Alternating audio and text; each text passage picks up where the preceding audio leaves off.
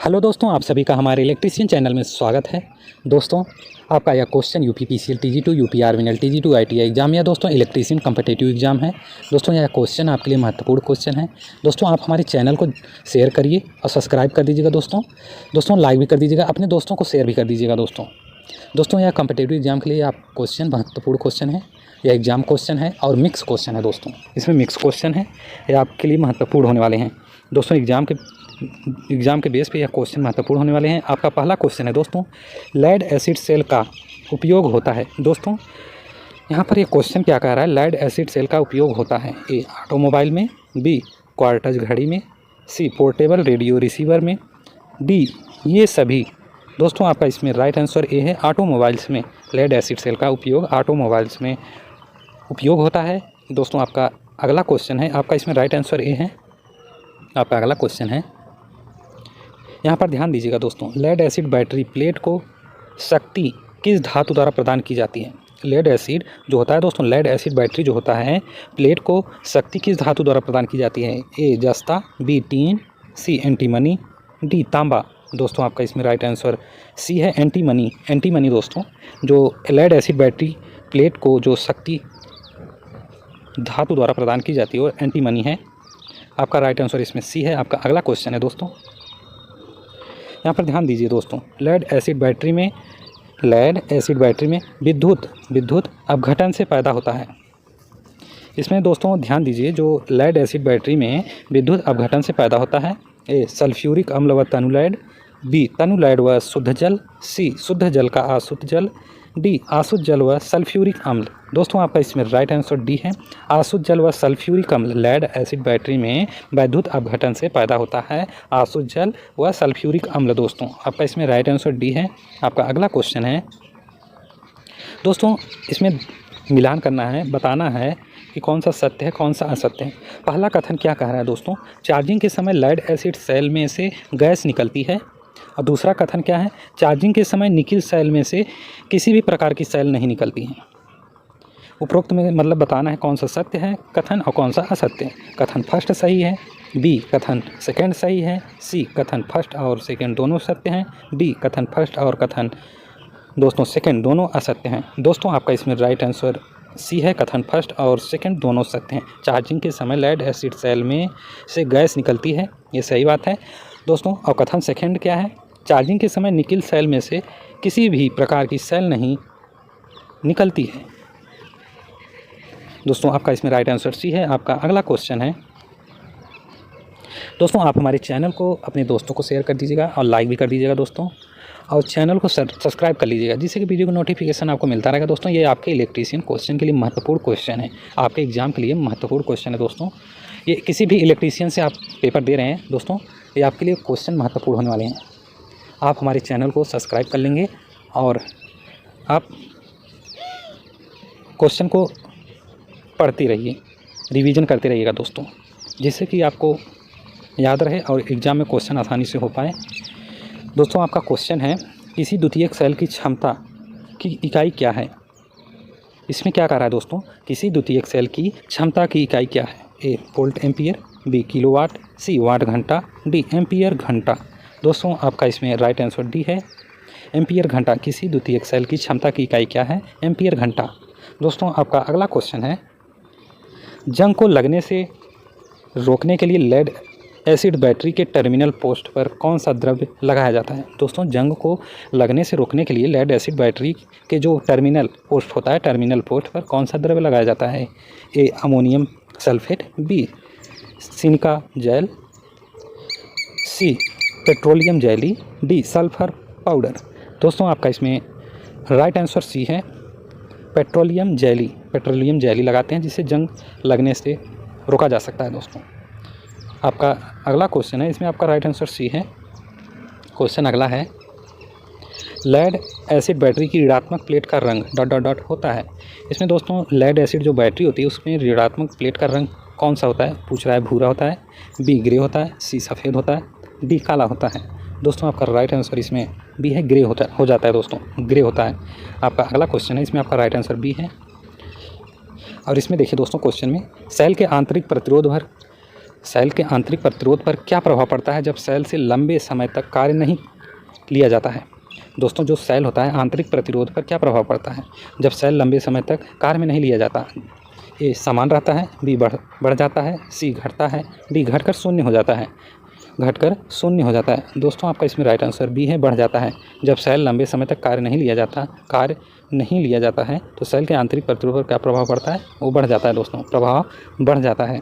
आपका right answer इसमें B है। दोस्तों आपका अगला क्वेश्चन है, यहाँ पर ध्यान दीजिए दोस्तों। चार्जिंग के दौरान लेड एसिड सेल के जो वाइंड प्लग को खुला छोड़ने के क्या कारण हैं। जो चार्जिंग के दौरान लेड एसिड के जो वाइंड प्लग होता है दोस्तों, वो खुला छोड़ने के क्या कारण है। ए मुक्त रूप से गैस निकलना, बी चार्जिंग दर को बढ़ाना, सी विद्युत अपघटन के विशिष्ट गुरुत्व को बढ़ाना, डी सल्फेशन दोष को कम करना। दोस्तों आपका इसमें राइट आंसर ये है, मुक्त रूप से गैस निकलना। जो वाइंड प्लग है दोस्तों, खुला छोड़ने का कारण होता है जो गैस बनती है दोस्तों चार्जिंग के दौरान लेड एसिड सेल में, उस मुक्त रूप से गैस निकलना, मतलब गैस को बाहर निकलने देने के लिए।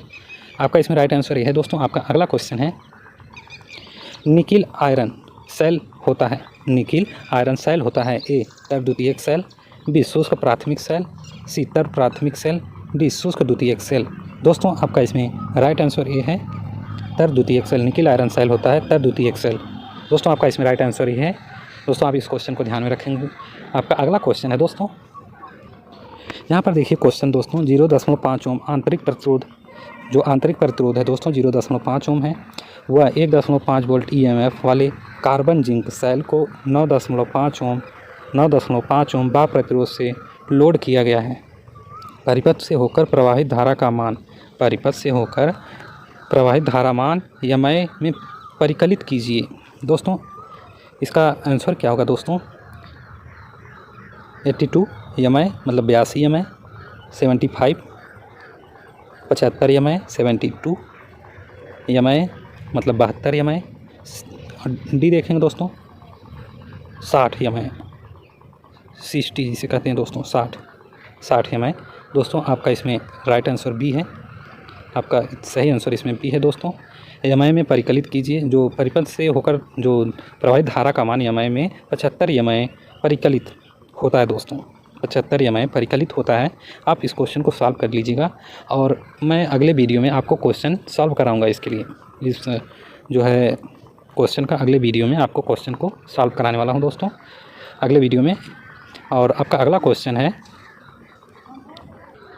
सूची फर्स्ट और सूची सेकंड से मिलान कीजिए। दोस्तों सूची फर्स्ट और सूची सेकंड में क्या है, सेल का नाम है, और सूची सेकंड में विद्युत वाहक बल नो लोड है। यहाँ पर पहला देखेंगे दोस्तों, ए लैक्लांसी सेल है, बी लेड एसिड सेल है, सी डेनियल सेल है, डी लिथियम सेल है। और इसका जो है मान दिया गया है दोस्तों 2.5 वोल्ट, 2.5 वोल्ट, 3.6 वोल्ट। और बी में देखेंगे दोस्तों 1.1 वोल्ट, और सी में देखेंगे दोस्तों 1.5 वोल्ट, और डी में देखेंगे दोस्तों 1.8 वोल्ट, 2.2 वोल्ट। दोस्तों इसमें मिलान करना है कौन किसका है दोस्तों, कौन किसका है। और दोस्तों आपका इसमें राइट आंसर है ए।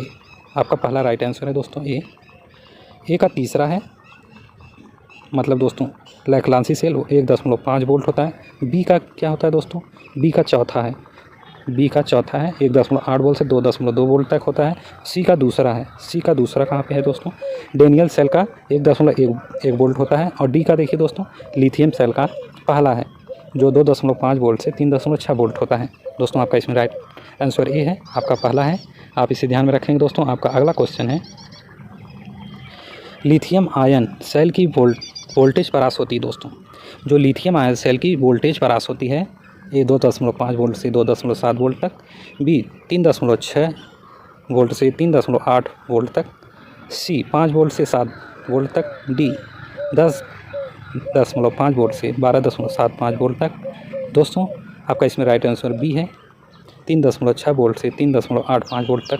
आपका राइट आंसर बी है, इसे आप ध्यान में रखें। दोस्तों आपका अगला क्वेश्चन है, दोस्तों इसमें ध्यान दीजिएगा, लिथियम आयन सेल है, वोल्टेज परास पूछ रहा है, न कि लिथियम सेल पूछ रहा है। लिथियम आयन सेल है, जो इसका मान होता है 3.6 वोल्ट से 3.85 वोल्ट तक। ये आपका इसमें बी राइट आंसर है। आपका अगला क्वेश्चन है, यहाँ पर देखेंगे दोस्तों, लिथियम आयल सेल का आकार होता है, कैसा होता है लिथियम आयल सेल का आकार दोस्तों? बेलनाकार, बी प्रिज्मेटिक, सी पाउच, डी ये सभी। दोस्तों आपका राइट आंसर इसमें डी है, बेलनाकार भी होता है, प्रिज्मेटिक होता है, पाउच भी होता है। आपका इसमें राइट आंसर डी है, आप इसे ध्यान में रखेंगे दोस्तों। आपका अगला क्वेश्चन है, प्रत्येक सौर सेल में खुला परिपथ वोल्टेज कितनी होती है? जो प्रत्येक सौर सेल है, जो सौर सेल होता है दोस्तों, खुला परिपथ वोल्टेज कितनी होती है? दोस्तों ए 0.55 वोल्ट, बी 0.45 वोल्ट, सी 0.35 वोल्ट, डी 0.25 वोल्ट। दोस्तों आपका इसमें राइट आंसर ए है 0.55 वोल्ट। आपका अगला क्वेश्चन है दोस्तों, एक 12 वोल्ट बैटरी के लिए कितने लेड एसिड सेलों का समूह किस संबंध में होना चाहिए? दोस्तों 12 वोल्ट की बैटरी है, लेड एसिड सेलों का जो समूह होता है उसमें संबंध पूछ रहा है, किस संबंध में 12 वोल्ट का होता है, श्रेणी क्रम में कि समांतर क्रम में? दोस्तों आपका पहला आंसर दोस्तों पहला ऑप्शन है 6 सेल समानांतर में, बी 6 सेल श्रेणी में, सी 12 सेल समानांतर में, डी 12 सेल श्रेणी में। दोस्तों आपका राइट आंसर इसमें बी है 6 सेल श्रेणी में। एक 12 वोल्ट की जो कितने लेड एसिड सेलों का समूह इस संबंध में होता है दोस्तों, 6 सेल श्रेणी में होता है, 6 सेल श्रेणी में होता है। दोस्तों आपका अगला क्वेश्चन है, आप इसका राइट आंसर दोस्तों याद रखिएगा बी है। आपका अगला क्वेश्चन है, बैटरी के एम्पीयर क्षमता को बढ़ाने के लिए, जो बैटरी होती है दोस्तों एम्पीयर क्षमता बढ़ाने के लिए सेल्स को ... में संयोजित किया जाता है। मतलब दोस्तों बैटरी की जो एम्पीयर क्षमता बढ़ाने के लिए क्या किया जाता है? ए श्रेणी में किया जाता है, बी समानांतर, सी श्रेणी समानांतर, डी समानांतर श्रेणी। दोस्तों आपका इसमें राइट आंसर बी है, समानांतर में किया जाता है। एम्पीयर क्षमता बढ़ाने के लिए सेल का जो संयोजन होता है, संयोजित किया जाता है, समानांतर में किया जाता है। दोस्तों आपका राइट आंसर बी है। आपका अगला क्वेश्चन है, जब लोड प्रतिरोध RL का मान सेलों के कुल आंतरिक प्रतिरोध RT के तुल्य हो जाता है तो ए परिपथ धारा अधिकतम होती है, बी लोड को अधिकतम शक्ति प्राप्त होती है, सी नोड के अक्रॉस अधिकतम विद्युत वाहक बल प्राप्त होता है, डी परिपथ की क्षमता उच्च होती है। दोस्तों आपका इसमें राइट आंसर ये है, परिपथ धारा अधिकतम होती है जब लोड प्रतिरोध RL का मान सेलों के कुल आंतरिक प्रतिरोध RT के तुल्य हो जाता है तो परिपथ जो धारा अधिकतम होती है दोस्तों, परिपथ धारा अधिकतम होती है। आपका राइट आंसर इसमें ए है। आपका अगला क्वेश्चन है दोस्तों यह एग्ज़ाम क्वेश्चन है, आप इसे ध्यान में रखेंगे, आप अपने दोस्तों को भी शेयर कर दीजिएगा और आप भी सब्सक्राइब कर लीजिएगा दोस्तों। यदि इस क्वेश्चन ध्यान दीजिए दोस्तों, यदि बैटरी सेलों को ... में संयोजित किया जाता है तो आउटपुट वोल्टेज बढ़ जाती है। दोस्तों यदि बैटरी सेलों को ... मतलब किस में संयोजित किया जाता है तो आउटपुट जो वोल्टेज बढ़ जाती है, ए श्रेणी क्रम में, बी समानांतर क्रम में, सी श्रेणी समानांतर क्रम में, डी इनमें से कोई नहीं। दोस्तों आपका इसमें राइट आंसर ए है, श्रेणी क्रम में। यदि जो बैटरी का जो सेल होता है दोस्तों उसे श्रेणी क्रम में संयोजित किया जाता है तो आउटपुट जो वोल्टेज होता है वो बढ़ जाती है दोस्तों। आपका इसमें राइट आंसर ए है। आपका अगला क्वेश्चन है दोस्तों, यहाँ पे ध्यान दीजिए, समानांतर क्रम में जुड़े सेलों का उद्देश्य, जो समानांतर क्रम में जब सेल को जोड़ा जाता है तो उसका क्या उद्देश्य होता है? ... है, ए वोल्टेज आउटपुट को बढ़ाना, बी सेल की एम्पीयर घंटा क्षमता बढ़ाना, सी वोल्टेज आउटपुट घटाना, डी धारा की क्षमता को बढ़ाना। इसमें दोस्तों आपका राइट आंसर डी है, धारा की जो क्षमता होती है दोस्तों बढ़ाने के लिए समानांतर क्रम में जुड़े सेलों का उद्देश्य होता है धारा की क्षमता को बढ़ाने के लिए। दोस्तों आपका इसमें राइट आंसर डी है। आपका राइट आंसर डी है दोस्तों। आप दोस्तों हमारे चैनल को ज़रूर से सब्सक्राइब कर लेंगे। आपका यह क्वेश्चन इलेक्ट्रीशियन से मिक्स क्वेश्चन था दोस्तों, आपका यह क्वेश्चन मिक्स क्वेश्चन था जो एग्ज़ाम के लिए महत्वपूर्ण क्वेश्चन है दोस्तों। आप हमारे चैनल को लाइक भी कर दीजिएगा और शेयर भी कर दीजिएगा अपने दोस्तों को और सब्सक्राइब भी कर लीजिएगा दोस्तों। मैं ऐसे एग्ज़ाम क्वेश्चन लाता रहूँगा दोस्तों, जो एग्ज़ाम के क्वेश्चन के लिए महत्वपूर्ण क्वेश्चन है। इलेक्ट्रीशियन से कहीं भी क्वेश्चन आते हैं दोस्तों, आपके लिए क्वेश्चन महत्वपूर्ण होने वाले हैं, इलेक्ट्रीशियन से पूछे जाने वाले क्वेश्चन दोस्तों। धन्यवाद।